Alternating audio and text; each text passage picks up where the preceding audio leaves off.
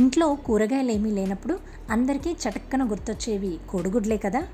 మరి అలా కోడిగుడ్లతో చిక్కటి గ్రేవీతో చాలా అంటే చాలా రుచిగా ఉండే విధంగా ఎవ్వరు తయారు చేసినా కానీ అంతే పర్ఫెక్ట్ రుచి వచ్చే విధంగా ఎలా తయారు చేసుకోవచ్చో సింపుల్గా మన తాలింపు స్టైల్లో చూసేయండి.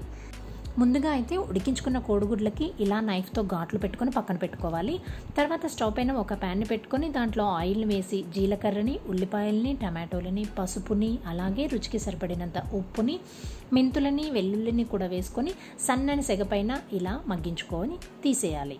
ఇప్పుడు వేడి చల్లారిన తర్వాత ఒక మిక్సింగ్ జార్లోకి ట్రాన్స్ఫర్ చేసుకొని రుచికి సరిపడినంత కారంని కూడా వేసుకొని పేస్ట్లా తయారు చేసి పక్కన పెట్టుకోవాలి. ఇప్పుడు అదే ప్యాన్లోకి మరికొద్దిగా ఆయిల్ని వేసుకొని సన్నని స్లైసెస్లా కట్ చేసుకున్న ఉల్లిపాయ ముక్కల్ని వేసుకొని ఆవాలని, జీలకర్రని, అలాగే కరివేపాకుని, పసుపుని కూడా వేసుకోవాలి. ఇవి మగ్గిపోయిన తర్వాత మిక్సీ వేసుకున్న పేస్ట్ని కూడా వేసుకొని ఆ తర్వాత ముందుగానే నానబెట్టుకొని తీసిన చింతపండు రసంని వేసుకొని రుచికి సరిపడా ఉప్పుని కూడా వేసుకొని ఇదంతా కాసేపు మరిగిపోయిన తర్వాత ఇప్పుడు దీంట్లోకి ఉడికించుకొని ఘాట్లు పెట్టుకున్న కోడిగుడ్లను కూడా ఒక్కొక్కటిగా ఇందులో వేసుకోవాలి.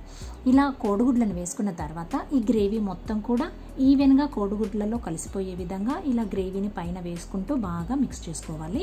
ఇక సన్నగా స్లైసెస్లా కట్ చేసుకున్న పచ్చిమిర్చి చీలికలను కూడా దీంట్లోకి వేసుకొని ఫైనల్గా ఇందాక నేను చెప్పాను కదా ఎవరు తయారు చేసుకున్నా కానీ చాలా అంటే చాలా పర్ఫెక్ట్ రుచి వస్తుందని, దానికోసమే ఈ ఒకే ఒక్క ట్రిక్ ఎగ్ మసాలా పొడిని వాడితే సరిపోతుంది. ఈ ట్రిక్ ఎగ్ మసాలా పొడిని మనం ఫైనల్గా కొద్దిగా చల్లుకుంటే ఆ రుచే మారిపోతుంది.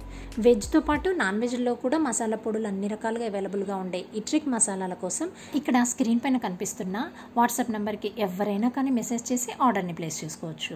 ఇక ఈ స్టైల్లో ఈ రెసిపీ మీకు నచ్చినట్టయితే తప్పకుండా మీరు ట్రై చేసి నచ్చితే లైక్ చేయడం మాత్రం అస్సలు మర్చిపోద్దే. Thanks for watching.